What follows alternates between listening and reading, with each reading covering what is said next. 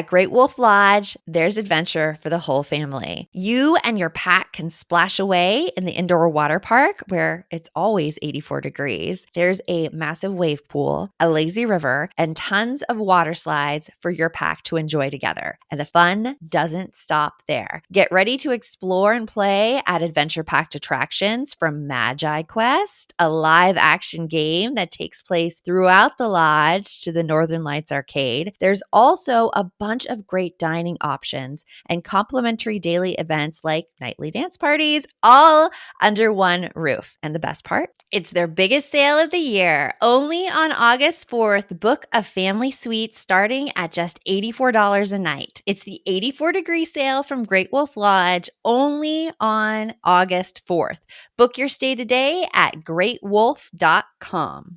Welcome to the No Guilt Mom podcast. I'm your host, Joanne Crone, joined here by the brilliant Bree Tucker. Why? Hello, everybody. How are you? This episode, we're talking about screen time, and we are going to talk about all your worries and anxieties about kids and screen time, and also how screen time relates with ADHD and anxiety, because that's a question we have a lot here in our No Guilt Mom community. Yeah, and I feel like I've seen an uptick on stuff lately on my feeds online talking about how being on screens, is it causing ADHD in everybody's brain? And so even just the information around it is causing anxiety and frustration. Yes. So this podcast is for moms who feel overwhelmed, underappreciated, and stuck managing everything for their families. So if this is you, know that you're not alone. And in this conversation today, you're going to walk away with doable strategies to reclaim your time, energy, and joy by getting a little bit of clarity on screen time and how it contributes, or how it relates, rather. I'd like to use that word, to ADHD and anxiety. And helping us do that is Dr. Lisa Damour, author of Untangled, Under Pressure, and the Emotional Lives of Teenagers, co-host of the Ask Lisa podcast, New York Times columnist, Inside Out 2 consultant, and the newest Masterclass instructor. Lisa has 2 daughters and is also one of our No Guilt Mom podcast 2-timers, since it's the second time we've had her on. So with that, let's get on with the show. Welcome back to the podcast, Lisa. As I've said before we even started taping, you calm me down so much. Every time you're on, I feel like an anxious wreck when I start. And then just you talking just brings me back to calmness. So thank you for that. I'm so excited to have you back. You're welcome. That is the job of psychologists, to help people feel better. So I'm glad it seems like I'm doing that job for you. And to bring forth the calm. I think that's a very important part as someone that has high anxiety. Yes. Calm. Yes, I'm here definitely. To help. Yeah. Well, one thing that causes a lot of anxiety among moms in particular is how to manage screen time at home with their kids. There is so much misinformation out there about the effects of screen time and what we need to do with screen time.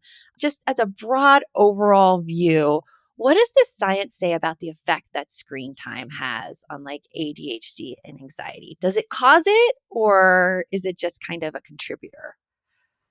Definitely a contributor at most. Mm-hmm. Okay. And I would even walk it back further from there. So, we're walking into a conversation about screens that is really, really intense and fraught and loaded. And to go with your podcast title, incredibly guilt-inducing to parents. Yes, and it is. Needlessly so. So let me start with why you don't need to worry so much. And then actually, let's talk about what you should be worrying about. Right? Because I'm not going to say screens are harmless. Yeah. But the current framing of the conversation is so big and so broad that there's no way for somebody to walk into it without feeling like they have already blown it and damaged their child, which is largely not true. So let's just start there. Okay. So let me offer a bunch of reassurance. So one thing we do as psychologists is we look at the relative impact of various forces on adolescent mental health. And you can even put them in a pie chart. And if you create a pie chart of the forces that influence adolescent mental health, social media is a surprisingly small slice of the pie. Oh, and you wouldn't Really? expect that based on No. everything you see. Not Yeah. based on the headlines, which are like most of the pie, Uh-huh. Yeah. right? And why we know that to be true is that as we're doing better and better research, the impact of social media and screens are not the same thing, but let's just, for now, roll those up together, is very person specific. Some kids are going to have problems that are exacerbated by screens for sure, and may even not have happened but for screens. I'm happy to go that far. But that's a pretty small percentage of kids. Mm-hmm. What we know is that for most kids, as with most adults, social media is a really mixed bag. It's fun and it's lousy simultaneously and often post by post, where you're like, oh, that's really awesome. Oh, I wish I hadn't seen that. Oh, that's really cool, right? Yeah. So those don't necessarily cancel out. But the bottom line is, it is not this, full-on scourge that's going to harm your kid the second they lay eyes on it. We just know that is not true. See, that's a really nice mic drop moment right there, just to know it's not true. So, like, you're not harming your kids just if they're on screens or if they're using social media. No, that in and of itself is not, I'm going to put in finger quotes, bad parenting. Like, that is not. Okay. Now, what should you worry about? Right? Because it's in some ways it's weirdly reassuring if you're like, well, then what should I focus on? Right? How do I know when things are bad? Okay. So 2 things. Number 1, what is on the screen? Yes. So if your kid is like, I am watching YouTube videos on how to make origami, and then I'm going to turn over here and I'm going to watch a YouTube video on like this really cool band and an amazing documentary about them, you can relax. You can relax, right? That's all screens. We know intuitively that's all fine for kids. Mm-hmm. If your kid is looking at porn, 30 seconds of porn, right? That's on fire. Yeah. If your kid is trapped in a social media algorithm that is serving up post after post after post about how to lose weight, how to hate certain groups, how to, gain more muscle than anyone ever needs, that is a problem. Yeah. Yeah. So screens serve up so many things. So many things. And can we just acknowledge, too, that screens serve up so many things, but they're also, as your kids get older, as soon as my kids entered high school, a lot of their work was done online, and they had to have access to screens. Exactly. At junior high, elementary, they were doing those kazoo or whatever. And so they have to have it. We need to learn how to live with this in a way that doesn't traumatize everyone. I mean, right? I mean, like, we are only recording this podcast because screens, right? I mean, like, exactly. It's a tool. It is a tool like any other, right? You can build things with hammers. You can break things with hammers, right? I mean, we just need to be realistic about that understanding. Okay. Yeah. So number 1, what's on the screen? Worry about that. The other thing to worry about is whether screens are crowding out things that are critical for healthy development in kids. Mm-hmm. And I can give you a very short, very recognizable list. Okay. Here are the things kids definitely need to grow and thrive, and that screens can get in the way of. Number 1, and also number 1, and another number 1, sleep. Yeah. And also sleep, and also sleep. That is such a hard thing, especially with teenagers. Sleep. It is huge and it is hard. And I will tell you, I am the mother of a 21-year-old and a 14-year-old. I am very flexible because I have seen it all. I have a very, I'm like the pediatrician who's like, yeah, you're fine, right? I mean, right? I have seen it all. The hill I die on, and I've died on, and I will go back and do it again. We do not allow screens in bedrooms in my house. Okay. This is a very easy rule to set up. When kids are first getting screens, they have no problem. I mean, they want that phone so bad, they will agree to anything. So you can be like, you know what, never goes above the first floor if you have a 2-floor house with bedrooms. Kids are great with that. That rule alone goes so far to maintain healthy relationships with screens. Now, I'm sure some of your listeners are like, lady, that ship has sailed. Okay. Well, then it doesn't need to be, right? Fine. I'm there. I'm already past the international date line. I am in international waters. That is fine. Okay. Then the next question is, does it need to be in their room when they're supposed to be asleep? True. Right? That's true. Right? Yeah. And also, is it in your room when you're supposed to be asleep? Right? Is there a new family rule that can be made, just like for the health and mental health and physical health of everybody? We get them all out of our rooms overnight. That's another option. If you're like, okay, It would still be Armageddon in my house if I tried to get it out of my kid's room. Then the next question is it a problem? Yeah. There are plenty of teenagers, I adore teenagers, who operate like 50-year-old librarians with their phone, right? Like they are like putting it on Do Not Disturb. They are using it to listen to a little music to fall asleep. It helps them fall asleep. Yeah. They do not wake up again until the alarm goes off in the morning. If this is your kid, do not blow up your relationship with your kid about getting the phone out of the room. Ding, I ding. love that. Yes. Yes. Yeah. If your kid is like coming out groggy and you can tell they were up at 2 a.m., now you have a conversation. You actually have leverage. You have facts. You have reality to work with. Okay, so that's a long treatise on sleep Yeah. because it is just so critically important. So Yeah. It's so important. And I have to say that as a mom, like my kids do have their phones in their bedrooms. However, it has been a huge ongoing conversation that we've had about screen time and mental health and sleep. And so the way they use their phones is kind of like the 50-year-old woman. Now that my daughter's a senior in high school, she is taking on more and more responsibility for it because I know she's going to be out of the house. Yep. And we're seeing those Mhm. behaviors again where she's just here on TikTok on her screen and she's not falling asleep. And so we're bringing it up again. Hey, how can I help you? Because Yep. you're not getting much sleep. this is parenting. Yeah, right? it's just This is parenting. parenting, right? This has always been parenting where you're like, here's a rule. And the kid's like, yep, I get it. And then the kid Mhm. pushes it and you're like, all right, now we're revisiting it. And now we're walking it back. I mean, like, Yeah, this is just being in the mix of parenting. absolutely. I think you brought up a really great point. Can I just Yes. hammer that one a little more? It's okay to change the rules when they no longer are useful or beneficial to your family. 100%, right? I mean, You might have to walk back. yeah, you might have to walk it back, right? I mean, it's like our own parents were like, you can have a curfew at midnight. Okay, apparently you need a curfew at 11 p.m. Like, right? I mean, Yeah. like, Exactly. this is not new, right? This is Yeah. not new to parenting. It's just that we didn't have it, so it freaks us out. That's the Yeah, deal we with do. social media and technology. True. So you mentioned that one of the things interfering, the healthy development, sleep. And I want to Okay. hear those next ones Okay. right after this break. Let's be real, guys. Money fights are the worst. And trying to have a calm, civilized conversation about money, yeah. Don't even get me started on the feelings of shame and guilt that so many of us women feel around spending. Oh, I know, but Monarch Money changes that. It takes out the unknown factors that can cause those fights and feelings. You can track shared and individual accounts, set goals together, and keep those money check-ins drama-free. And I love that you can even loop in a financial advisor or tax pro without paying any extra. So, no more guessing, hiding, fights, or just hoping it works out.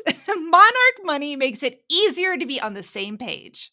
Get control of your overall finances with Monarch Money. Use code NOGUILT at monarchmoney.com in your browser for half off your first year. That's 50% off your first year at monarchmoney.com with code NOGUILT. On average, you'll have to wait 31 days to see an OBGYN. And if you're dealing with an infection or outbreak, you know you need care fast. That's where Wisp comes in. Connect with a U.S. licensed provider online and pick up safe, effective treatment at your local pharmacy that same day. Plus, get birth control and more delivered in all 50 states. Take control with comprehensive sexual and reproductive care, all from your phone. Wisp. That's hellowisp.com. The waiting room can wait. You know what makes every outfit look better? The right bra from Third Love. Their bras make it easy to get ultimate cleavage, a smooth look, or even stop your shirt buttons from pulling. They make over 60 sizes, including half cups you won't find anywhere else, so you'll find your perfect fit. Third Love solves bra problems, or what they call brablems. Real women test every style they make. Comfort and support are guaranteed. So stop settling for bad bras. You deserve better. Get your problem solved today. Save $15 on your first order with code PODCAST15 at thirdlove.com. Before the break, Lisa, you talked about one of the essentials for healthy development is sleep. And sleep and sleep. Yes, and sleep and sleep. What else is essential that screen time might be interfering with that we need to keep our eyes on? So it shouldn't interfere with in real life interactions, right? One of the reasons I don't like kids having their phones in their room is they will hold up in their room and they have no reason to leave their room and just be there with the whole internet by themselves, indefinitely. Yeah. Screens should not get in the way of looking people in the eye, having conversations, having friends over, coming to dinner, being part of the family. Number 3, screens should not get in the way of physical activity. Kids should not be so, sedentary because of screens that they're not getting all of the movement that they need and their bodies deserve. True. Number 4, they shouldn't get in the way of focused studying. Now, this is really hard because so often they are on screens to do it. So I will say there's no shame in helping kids do things like set timers for a period of focused work. And then, after 20 minutes is a long time to actually work in plenty for effective work, taking 2 minutes to look at TikTok if you want to, right? And then coming back for another 20 minutes. Like, that is totally fine. It's how I write all my books. I do that too. I was just going to say, like, as an adult, I have that struggle of focusing and not, right? Like, we work online. We're doing this podcast because we have screens. I have a hard time. I always have to put myself on a timer when I'm doing focus tasks. And my 16-year-old daughter locks herself in the bathroom when she has to do a focus task to be away from her phone. Brilliant, right? I mean, the difference between success and not success is not willpower. It's having the best strategies to get the work done when you are your mind is out of the way, right? It's not about willpower.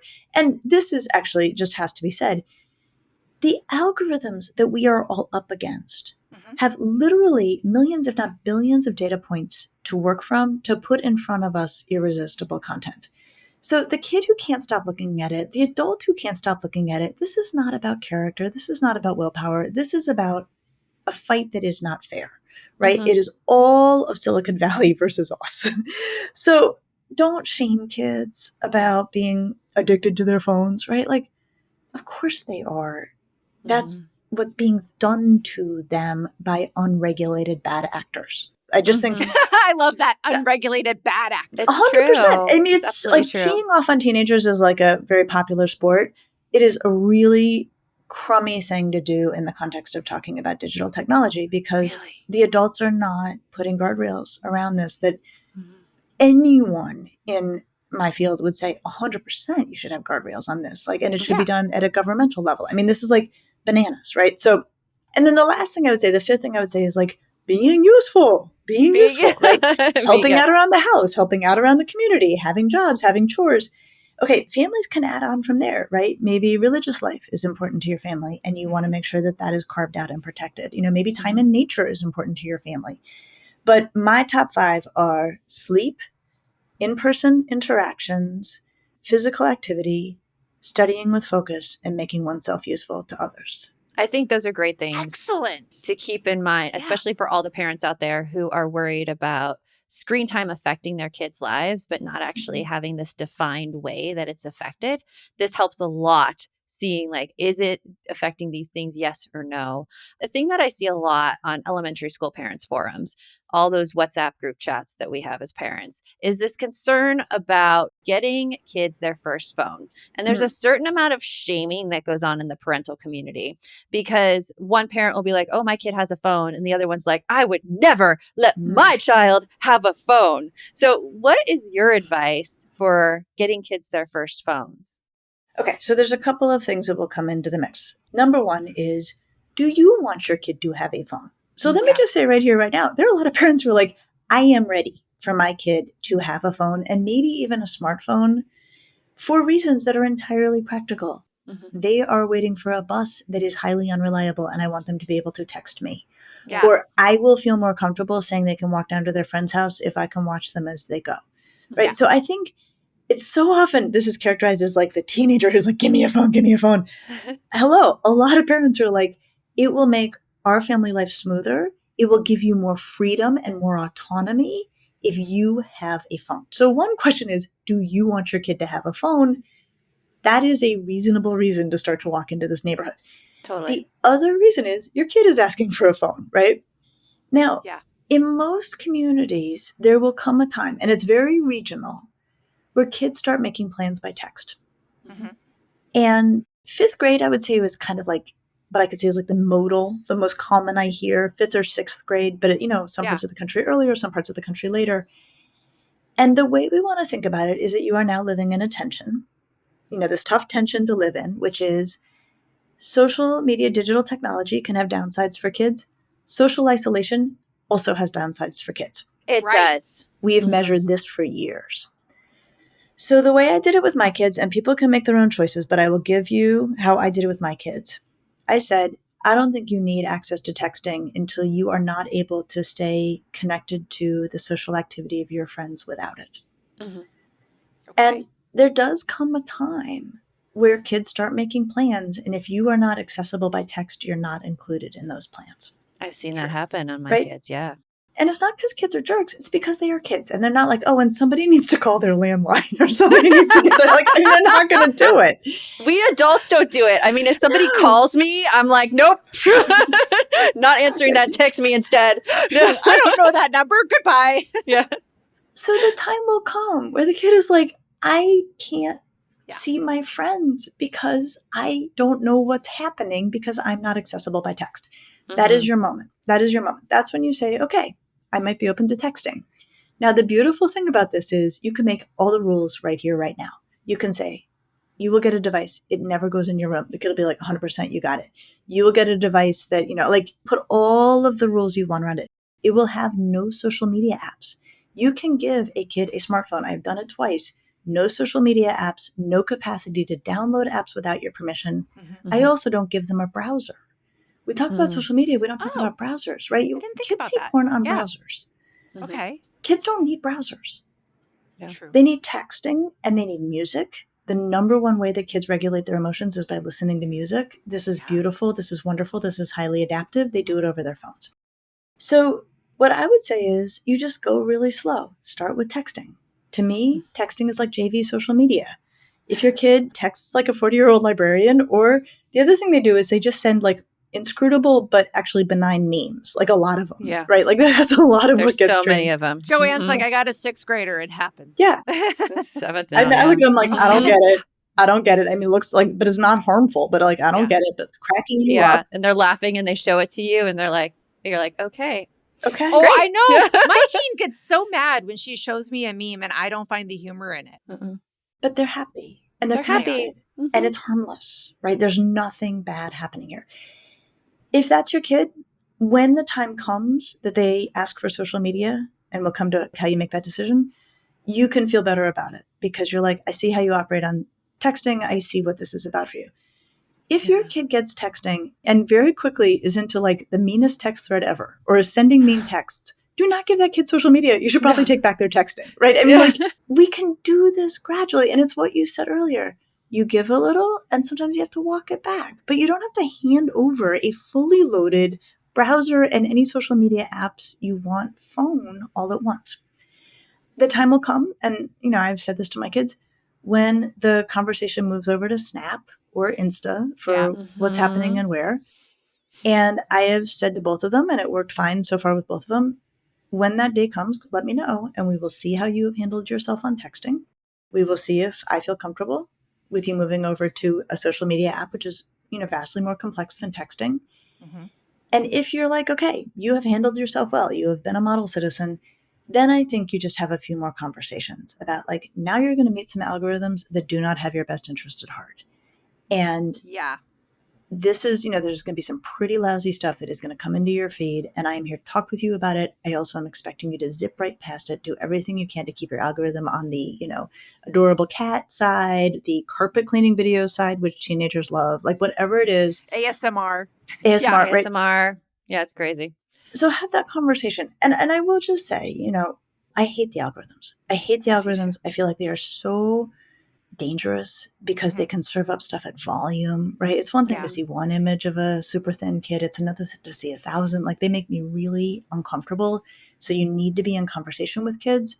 That said, it's not that kids haven't seen inappropriate content until this generation came around. I mean, think of the stuff you went over to your friend's house, especially if they had cable. Yeah. Right? No, one of my friends, like her dad had Playboy magazines. I was going to say that was the thing of our generation. Magazines, remember? Right. Yeah. Yeah. I remember watching like just incredibly raunchy movies in other kids' basements, right? Like I'm 54. This is not new that there's inappropriate stuff that teenagers are exposed to. Yeah. And the guardrails are not new. The guardrails are not new. So the guardrails that have always worked for managing risk are two things with teens. One is rules that make sense to the kid, right? Mm-hmm. So if you're like, here's why I don't want you to have social media. There are bad actors putting garbage in front of you, just like you don't go see R-rated movies yet. You don't go see this You yet. don't see that. Yeah. Yeah. You wait till you're older so that you can be more skeptical and have it in context and we can talk about it.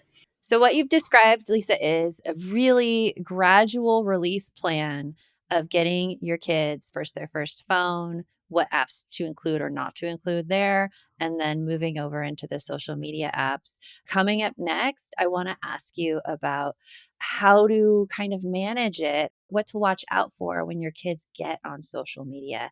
And we'll talk about that right after this. With the Venmo debit card, you can Venmo everything. Your favorite band's merch? You can Venmo this. Or their next show? You can Venmo that. Visit Venmo.me/debit to learn more. The Venmo MasterCard is issued by the Bancorp Bank N.A. pursuant to license by MasterCard International Incorporated. The card may be used everywhere MasterCard is accepted. Venmo purchase restrictions apply. On top of building this fake volcano for months, I give my daughter Smarty Pants vitamins to support her brain health. So her science fair project sounds more like and less like. And while I may say it's not a competition, of course it's a f***ing competition. Choose Smarty Pants vitamins to support your kid's brain health and save the science fair. Shop on Amazon, smartypantsvitamins.com, or at Target today.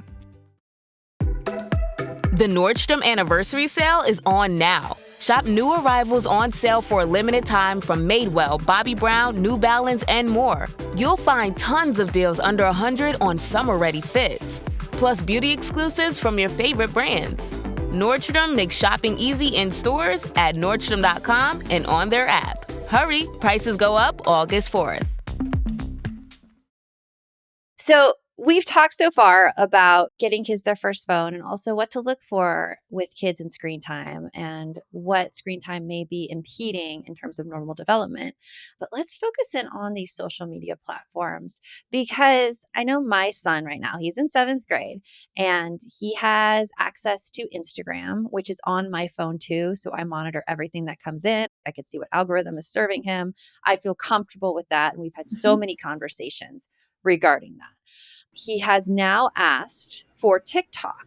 And the reason is he is unaware of all of the trends going on that his friends are talking about. And I know this happened with my daughter too. We didn't let her get TikTok until 15 or 16 because I feel like that is just a different, more intense algorithm than Instagram. But I wanted to hear your thoughts on that. I think that's probably true, right? I mean, and I think, what's being served is maybe even coming from a wider range of sources, though I will also say, any social media platform can take kids down, adults down, really, really worrisome rabbit holes. I think it's really great that you have your awareness of how he uses Instagram as a baseline. Yeah. And I think that it really is valuable to commend him for his healthy use of this, that he has kept himself on the fun side of social media. And that's how you can just say it. It's got a fun side. If you're hanging out on the fun side, the only thing you have to worry about is your time, right? That you can just keep you there longer than you mean to be. Very true. And then I think you can say, I'm open to TikTok, and maybe you attach it to things like in the fall when you start a new school year. You don't need it right now because you're in the middle, you can sort of think through. And then you say, and we're going to do with TikTok what we do with Instagram, which is I'm going to be your wing person and we're going to do this together. And that gets us to the second guardrail. So the first guardrail is rules that make sense, right? We don't do this because you're this age, in the same way you don't go see every single movie at any given age. Mm-hmm. The second guardrail is a good working relationship with the parent or caregiver. Mm-hmm. So that when something weird comes across his plate on TikTok or anything, he can be like, I saw this thing and now I am having a little trouble sleeping, and he can talk with you about it. And that has happened. Yes. Okay. Mm-hmm. Okay. When parents blow up their relationship in the rulemaking, kids get on it anyway, but then they don't feel they can talk with their folks about what they've come across. Exactly. Mm-hmm. So you got rules, you've got a good working relationship, and those two together keep kids as safe as a kid can be kept. Yeah. I think that's a good way to go about it because there is this intense fear among parents that social media will do some irreparable harm to their child, but there's no definition of what that harm might be. And from what you're saying, it's basically coming across that content that may be questionable, that they don't know how to handle, and then not being able to talk to their parent about that content to really process it. I know that also, like, my son is asking for Discord, and that's a big thing in our house right now. My husband, who's on Discord frequently, he's like, I don't want you on there because it is completely unregulated. It's even worse than TikTok and Instagram because anyone could come on there and do anything. Mm-hmm. And that's a hard conversation to have with him because we can't be on those servers with him unless we become part of it ourselves. But you said the magic word, which is conversation, Mm-hmm. right? That this is not just a, we're the parents, you're the kid. The answer is no. Yeah. It is, listen, we're really worried about Discord because I'm on it. And like, I mean, Discord, for example, like the norms around language are really problematic. Mm-hmm. Adults are throwing around slurs and incredibly offensive terminology very, very easily. And you could say to a kid, and this is my explanation, here's the thing, norms shape behavior. And they especially actually shape behavior for kids and teenagers. Kids, if they think like, well, everybody's doing it, they're more likely to do it. Mm-hmm. So if you get on Discord and you hear the N word 50 times, that's going to make that word not seem so alarming to you when it should be entirely alarming to you. Mm-hmm. And I will tell you, sometimes we have kids who are showing up, like throwing around the N-word at school, and adults are like, where is this coming from? And you're like, it's coming from the fact that they have just heard it 1,000 times, and it feels like an okay thing to say if you hear it that many times. You can have that conversation with a 10-year-old. Yeah. And so that's like the rules that make sense. So that's why I don't want you on Discord. I don't want those words becoming normed for you. I want them to stay alarming and disturbing to you. And if you hear them too often, they won't. That's a rule that makes sense. And then you also have, because I have not come in loud and heavy with just my flexing my adult authority, then when the kid's friend is using the term on the playground, he can come home and say, guess who used the N-word? And now you're having a conversation. Yeah. I love your definition of that. And like, you have just so dialed in exactly what upsets me about Discord that I could then take and talk to my son instead of this being this like kind of like ambiguous fear surrounding it. Right. But then also becoming a power struggle. And then it turns into your kid who at one time was open to talking to you. It turns into a me versus you. Mm-hmm. And I saw that happen with my daughter. Like, I'm divorced. We have 2 separate households.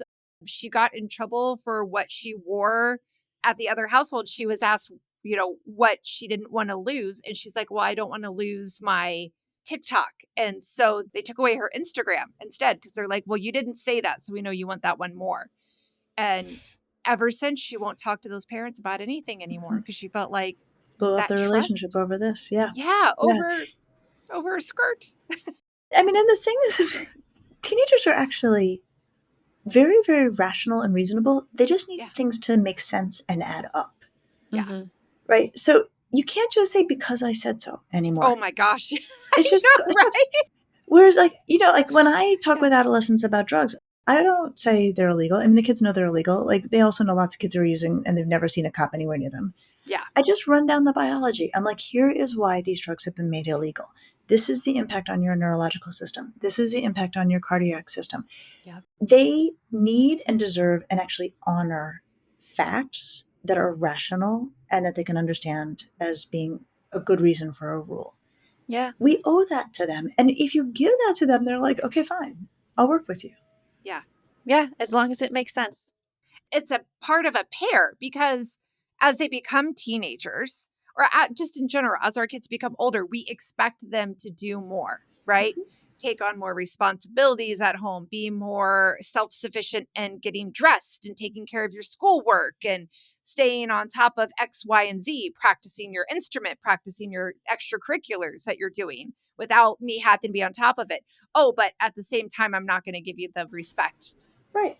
That you're making good choices. I'm going to talk to you like a little kid and just be like, because I said so, but also you got to mow the lawn and also I need you to water and also can you go pick up the dry cleaning, right? Not going to work out. Take your sister over to, her practice. And then we wonder why we have they're trouble so annoyed. Communicating, right? Exactly.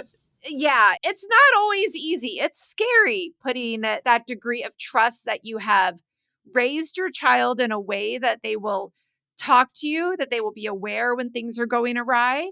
But if we never let them go out and try it, then Yeah. And teenagers live up to expectations and they live down to expectations. true. I say So- that all They the do. time. Wherever that bar is set, my kids will They go will right to meet the you bar. there. They will meet you there. So if you flex on them, they will retaliate. Yeah. I've seen it. It's hard. It's how they're built. I love them, but that's Yeah. how they're built. To tie up this whole discussion about screens and what being a quote unquote good parent means, what is like one actionable step that parents can take after listening to this podcast to help ease their anxiety about being a good parent when it comes to screens? So just do an evaluation. What's your kid looking at? Are they looking at worrisome things? That is grounds for concern. And then are the 5 things I mentioned protected? Sleep, in-person time, studying with focus, physical activity being useful. If you feel like, yeah, my kid's doing all those things plenty, I think you can relax. Yeah. I know another thing that you had wondered about was like, where does anxiety and ADHD come into all of this? What I can tell you is probably the number one way is through sleep. When kids have not rested, if they have a diagnosis of ADHD, their symptoms are way worse. Okay. Yeah. Just stands to reason. When kids have not rested, they are much more likely to become anxious because rest is part of what helps us to regulate emotions. And you know this, right? If you've had a lousy night of sleep and then something goes wrong, like we have a much stronger reaction. Yeah. Yes. So I think you can make the argument that sometimes what's on a screen can make a kid more anxious or, make their attention more fractured. Okay. The easier argument, the much more likely culprit here is the screens are getting in the way of their sleep, and then the sleep is exacerbating anxiety and ADHD. Yes. Now, yes, phones indeed. don't cause ADHD. Yeah. Phones do fracture our attention, though. So they can cause sort of like situational attention problems for all of us. But if your kid has an ADHD diagnosis that is a good diagnosis and made by a good clinician, the phone is not to blame. This is constitutional. Yeah. Phones can cause anxiety to the degree that they can, bring us a lot of very distressing information. And that is a problem for all of us, right? To have a news channel in your pocket, especially when headlines can be very, very distressing and there can feel like there's a lot of upheaval in the world.